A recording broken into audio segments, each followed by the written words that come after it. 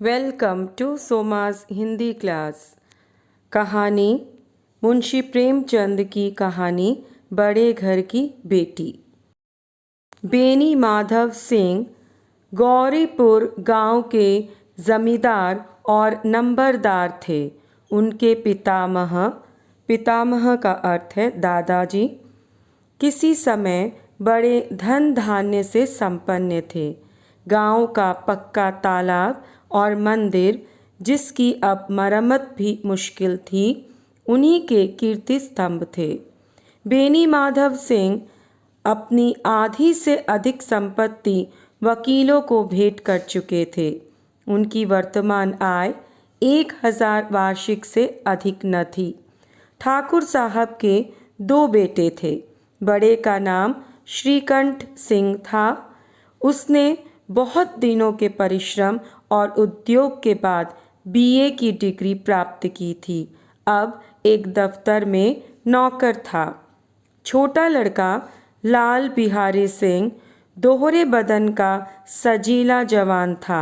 भरा हुआ मुखड़ा, चौड़ी छाती, भैंस का 2 सेर ताज़ा दूध वह सवेरे उठकर पी जाता था। श्रीकंठ सिंह की दशा बिल्कुल विपरीत थी।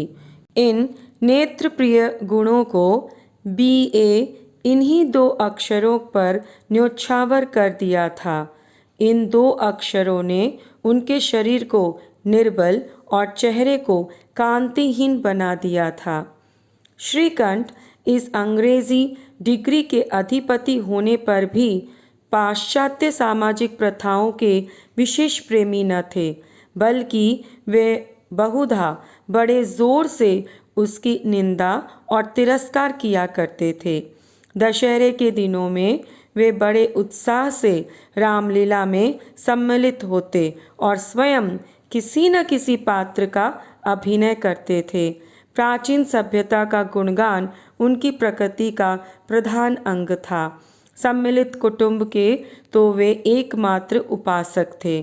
आजकल स्त्रियों को कुटुंब में मिलजुल कर रहने की जो अरुचि होती है, उसे वह जाति और देश दोनों के लिए हानिकारक समझते थे। यही कारण था कि गांव की ललनाएं उनकी निंदक थीं।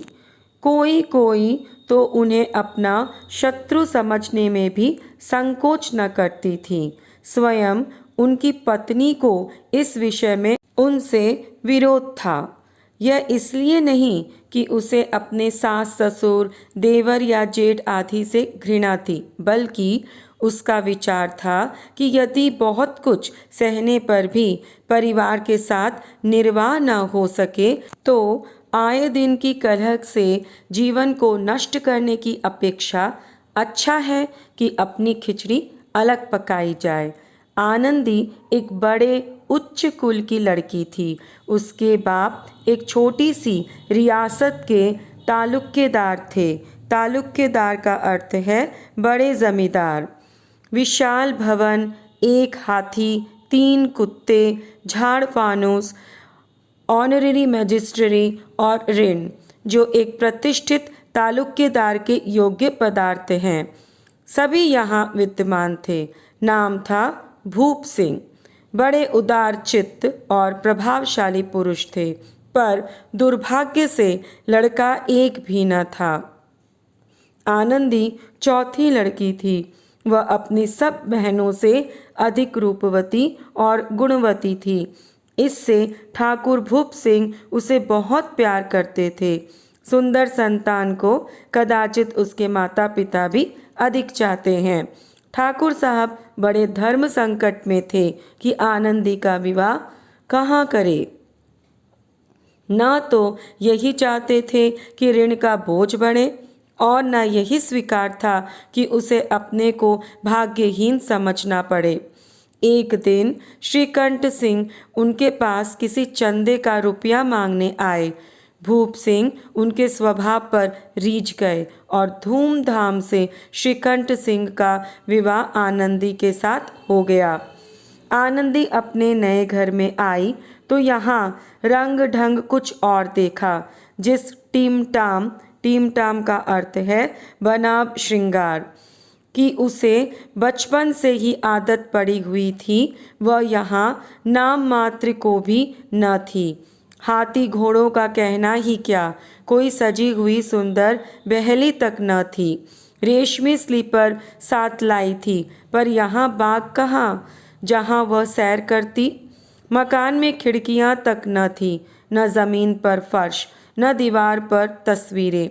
वह एक सीधा साधा देहाती गृहस्थ का मकान था, किंतु आनंदी ने थोड़े दिनों में ही अपने आप को इस नई परिस्थिति के ऐसा अनुकूल बना लिया मानो विलास के समान कभी देखे ही ना हो।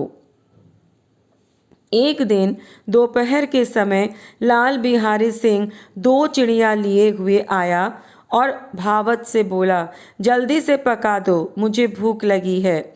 आनंदी भोजन बनाकर उसकी राह देख रही थी। अब वह नया व्यंजन बनाने बैठी। हांडी में देखा तो घी पाव भर से अधिक न था। बड़े घर की बेटी किफ़ायत क्या जाने, किफ़ायत का अर्थ है बचत। उसने सब घी मांस में डाल दिया। लाल बिहारी खाने बैठा तो दाल में घी न था। बोला, दाल में घी क्यों नहीं छोड़ा? आनंदी ने कहा, घी सब मांस में पड़ गया। लाल बिहारी जोर से बोला, अभी परसों ही आया है, इतनी जल्दी उठ गया? आनंदी ने उत्तर दिया, आज तो कुछ पाव भर रहा होगा, वह सब मैंने मांस में डाल दिया। जिस तरह सूखी लकड़ी जल्दी से जल उठती है, उसी तरह क्षुधा से बावला मनुष्य जरा जरा सी बात पर तिनक जाता है। लाल बिहारी को भावच की यह डिठाई बहुत बुरी मालूम हुई। तिनक कर बोला, मैके में तो जैसे घी की नदी बहती हो। स्त्री गालियां सह लेती हैं, मार भी सह लेती है, पर उससे मैके की निंदा नहीं सही जाती। आनंदी मुंह फेर कर बोली, हाथी मरा भी तो 9 लाख का, वहाँ इतना घी तो नित्य नाई कहार खा जाते हैं। लाल बिहारी जल गया, थाली उठाकर पटक दी और बोला, जी चाहता है जीभ खींच लूं। आनंदी को भी क्रोध आ गया, मुंह लाल हो उठा। बोली, वे होते तो आज इसका मजा चखा देते। अब अनपढ़ उच्चट लाल बिहारी से रहा न गया। खड़ाऊ उठाकर आनंदी की ओर जोर से फेंकी और बोला, जिसके गुमान पर फूली हुई हो उसे भी देखूंगा और तुम्हें भी। खड़ाऊ का अर्थ है लकड़ी की बनी खुली खूंटीदार पादुका। आनंदी ने हाथ से खड़ाऊ रोकी, सिर बच गया, पर उंगली में काफी चोट आई। क्रोध के मारे हवा से हिलते हुए पत्ते की भांति कांपती हुई अपने कमरे में आकर खड़ी हो गई। स्त्री को पति के बल और पुरुषत्व का घमंड होता है। आनंदी खून का घूंट पीकर रह गई। श्रीकंठ सिंह शनिवार को घर आया करते थे। बृहस्पतिवार को यह घटना घटी थी। 2 दिन तक आनंदी कोप भवन में रही, न कुछ खाया न कुछ पिया, बस श्रीकंठ की बाट देखती रही। अंत में शनिवार को वे नियम अनुसार संध्या समय घर आए और बाहर बैठकर कुछ इधर उधर की बातें, कुछ देश काल संबंधी समाचार तथा कुछ नए मुकदमे आदि की चर्चा करने लगे। यह वार्तालाप 10 बजे रात तक होती रही। गांव के भद्र पुरुषों को इन बातों में ऐसा आनंद मिलता था कि खाने पीने की भी सुध न रहती थी।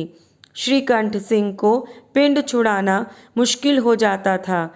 ये 2-3 घंटे आनंदी ने बड़े कष्ट से काटे। किसी तरह भोजन का समय आया, पंचायत उठ गई। एकांत हुआ तो लाल बिहारी ने कहा, भैया आप ज़रा भाभी को समझा दीजिएगा कि मुंह संभाल कर बातचीत किया करे, नहीं तो एक दिन अनर्थ हो जाएगा। बेनी माधव सिंह ने बेटी की ओर से साक्षी दी। हाँ, बहू बेटियों का यह स्वभाव अच्छा नहीं कि मर्दों के मुंह लगे।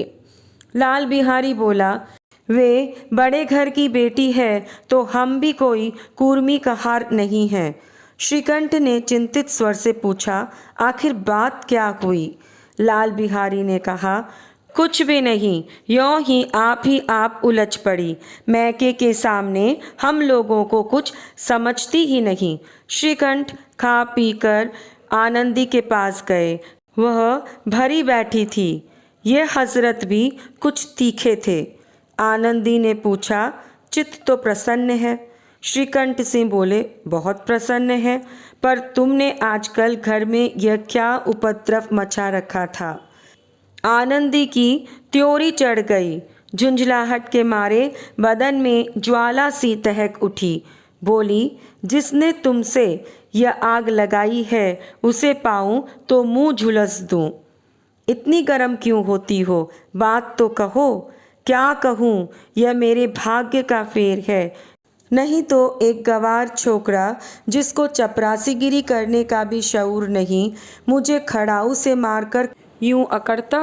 सब हाल साफ साफ कहो तो मालूम हो, मुझे तो कुछ भी पता नहीं। परसों तुम्हारे लाडले भाई ने मुझसे मांस पकाने को कहा।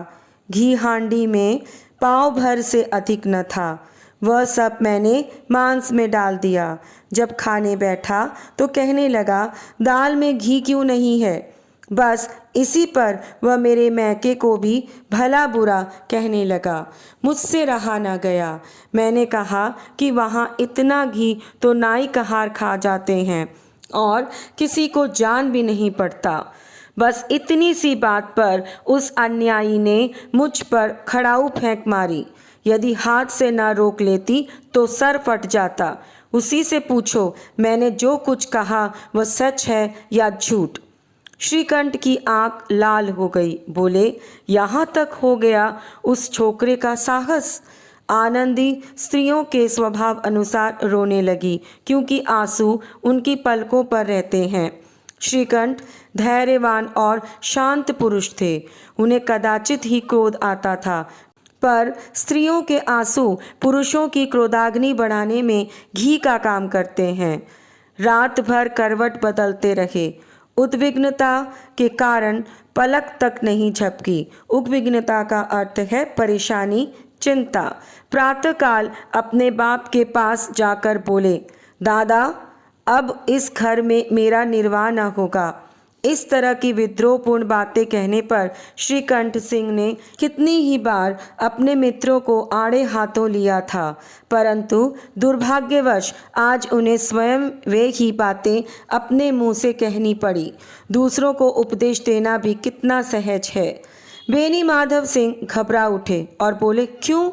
श्रीकंठ सिंह बोले, इसलिए कि मुझे भी अपनी प्रतिष्ठा का कुछ ख्याल है।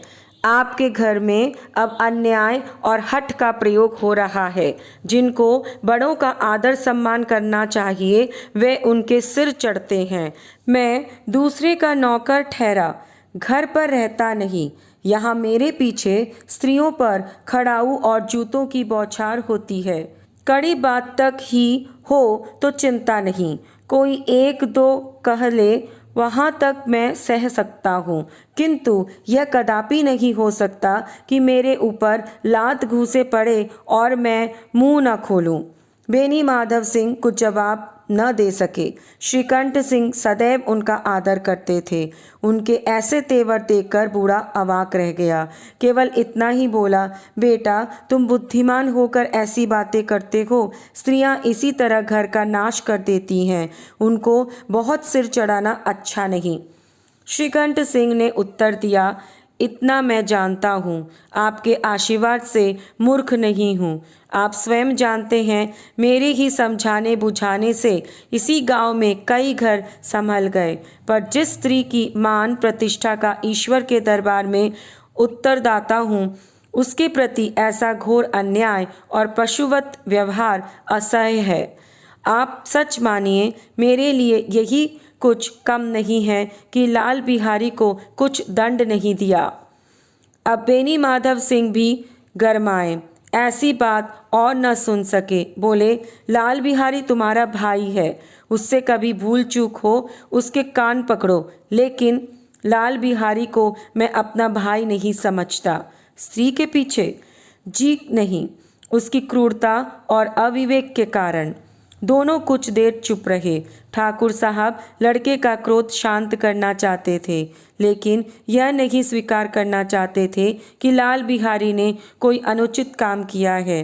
इसी बीच में गांव के और कई सज्जन हुक्के चिल्लम के बहाने वहां आ बैठे। कई स्त्रियों ने जब यह सुना कि श्रीकंठ सिंह पत्नी के पीछे पिता से लड़ने पर तैयार हैं तो उन्हें बड़ा हर्ष हुआ। दोनों पक्षों की मधुर वाणियाँ सुनने के लिए उनकी आत्माएं अकुलाने लगीं। गांव में कुछ ऐसे कुटिल मनुष्य भी थे जो इस कुल की नीतिपूर्ण गति पर मन ही मन जलते थे। इन महानुभावों की शुभकामनाएं आज पूरी होती दिखाई दी। कोई हुक्का पीने और कोई लगान की रसीद दिखाने के बहाने आकर बैठ गए। बेनी माधव सिंह पुराने आदमी थे, इन भावों को ताड़ गए। उन्होंने निश्चय किया, चाहे कुछ भी क्यों ना हो, इस द्वेषियों को ताली बजाने का अवसर न दूंगा। तुरंत कोमल शब्दों में बोले, बेटा मैं तुमसे बाहर नहीं हूँ, तुम्हारा जी जो चाहे करो, अब तो लड़के से अपराध हो गया। इलाहाबाद का अनुभव रहित झल्लाया हुआ ग्रेजुएट इस बात को न समझ सका। उसे डिबेटिंग क्लब में अपनी बात पर अड़ने की आदत थी। इन हथकंडों की उसे क्या खबर। बाप ने जिस मतलब से बात पलटी दी वह उसकी समझ में न आई। बोला, मैं लाल बिहारी के साथ अब इस घर में नहीं रह सकता। बेनी माधव सिंह ने पुचकारा, बेटा बुद्धिमान लोग मूर्खों की बात पर ध्यान नहीं देते। वह बेसमझ लड़का है, उससे जो कुछ भूल हुई तुम बड़े होकर क्षमा करो। श्रीकंठ सिंह को आवेश आ गया। बोले, उसकी इस दुष्टता को मैं कदापि नहीं सह सकता। या तो वही घर में रहेगा या मैं ही। आपको यदि वह अधिक प्यारा है तो मुझे विदा कीजिए, मैं अपना भार संभाल लूँगा। यदि मुझे रखना चाहते हैं तो उससे कहिए जहाँ चाहे चला जाए। बस ये मेरा अंतिम निश्चय है। लाल बिहारी दरवाजे की चौखट पर चुपचाप खड़ा बड़े भाई की बातें सुन रहा था। वह श्रीकंठ के सामने चारपाई पर बैठ जाए, हुक्का पी ले या पान खा ले, बाप का भी वह लिहाज न करता था जितना बड़े भाई का। श्रीकंठ का भी उस पर हार्दिक स्नेह था। अपने होश में उन्होंने कभी उसे घुड़का तक न था। जब वह इलाहाबाद से आते तो उसके लिए कोई ना कोई वस्तु अवश्य लाते। मुकद्दर की जोड़ी उन्होंने ही बनवा दी। पिछले साल जब उसने अपने से ड्योढ़े जवान को नाग पंचमी के दिन दंगल में पछाड़ दिया तो उन्होंने पुलकित होकर अखाड़े में ही जाकर उसे गले से लगा लिया और 5 रुपए के पैसे लुटाए थे। ऐसे भाई के मुंह से आज ऐसी हृदय विदारक बात सुनकर लाल बिहारी को बड़ी ग्लानि हुई। वह फूट फूट कर रोने लगा। इसमें संदेह नहीं कि अपने किए पर वह पछता रहा था। भाई के आने के एक दिन पहले से उसकी छाती धड़कती थी कि देखूं भैया क्या कहते हैं, मैं उनके सम्मुख कैसे जाऊंगा, उनसे कैसे बोलूंगा, मेरी आंखें उनके सामने कैसे उठेंगी। उसने समझा था कि भैया मुझे बुलाकर समझा देंगे। इस आशा के विपरीत आज उसने उन्हें कठोरता की मूर्ति बने हुए पाया। वह मूर्ख था, परंतु उसका मन कहता था कि भैया मेरे साथ अन्याय कर रहे हैं। यदि श्रीकंठ सिंह उसे अकेले में बुलाकर 2-4 कड़ी बात कह देते, इतना ही नहीं 2-4 तमाचे भी लगा देते तो कदाचित उसे इतना दुख न होता। पर भाई का यह कहना कि अब मैं इसकी सूरत नहीं देखना चाहता, लाल बिहारी से सहा न गया। वह रोता हुआ घर आया, कोठरी में जाकर कपड़े पहने, आंखें पोंछी जिससे कोई यह न समझे कि वह रो रहा था। इसके उपरांत वह आनंदी के द्वार पर आकर बोला, भाभी भैया ने निश्चय किया है कि मेरे साथ घर में न रहेंगे। अब वे मेरा मुंह भी नहीं देखना चाहते, इसलिए मैं जाता हूँ। उन्हें फिर मुंह ना दिखाऊंगा। मुझसे जो कुछ अपराध हुआ उसे क्षमा करना। यह कहते कहते लाल बिहारी का गला भर आया। जिस समय लाल बिहारी सिर झुकाए आनंदी के द्वार पर खड़ा था, उसी समय श्रीकंठ सिंह भी आंखें लाल किए बाहर से आए। भाई ने देखा तो घृणा से आंखें फेर ली और कतरा कर निकल गया, मानो उसकी परछाई से दूर भागना चाहते हैं। आनंदी ने लाल बिहारी की शिकायत की थी, लेकिन अब मन में पछता रही थी। वह स्वभाव से ही दयालु थी। उसे इसका तनिक भी ध्यान न था कि बात इतनी बढ़ जाएगी। वह मन में अपने पति को झुंझला रही थी कि ये इतने गर्म क्यों होते हैं। जब उसने लाल बिहारी को दरवाजे पर खड़े यह कहते सुना कि मैं जाता हूँ, मुझसे जो कुछ हुआ क्षमा करना, तो उसका रहा सहा क्रोध भी पानी हो गया। वह रोने लगी। मन का मैल धोने के लिए नयन जल से उपयुक्त और कोई वस्तु नहीं है। श्रीकंठ को देखकर आनंदी ने कहा, लाल बाहर खड़े बहुत रो रहे हैं, तो मैं क्या करूं? भीतर बुला लो। मेरी जीभ में आग लगे। मैंने कहाँ से झगड़ा उठाया? मैं नहीं बोलूँगा, पछताओगे। उन्हें बहुत ग्लानि हो रही है। ऐसा ना हो कि वह चल दे। श्रीकंठ सिंह ना उठे। इतने में लाल बिहारी ने फिर कहा, भाभी, भैया से मेरा प्रणाम कह दो। वे मेरा मुंह नहीं देखना चाहते, इसलिए मैं अपना मुंह उन्हें ना दिखाऊंगा। लाल बिहारी इतना कह लौट पड़ा और शीघ्रता से दरवाजे की ओर बढ़ा। अंत में आनंदी कमरे से निकली और उसका हाथ पकड़ लिया। लाल बिहारी ने पीछे मुड़कर देखा और आंखों में आंसू भरकर बोला, मुझे जाने दो। कहाँ जा रहे हो? जहाँ कोई मेरा मुंह ना देखे। मैं तुम लोगों के साथ रहने योग्य नहीं हूँ। तुम्हें मेरी सौगंध, अब एक पग भी आगे ना बढ़ाना।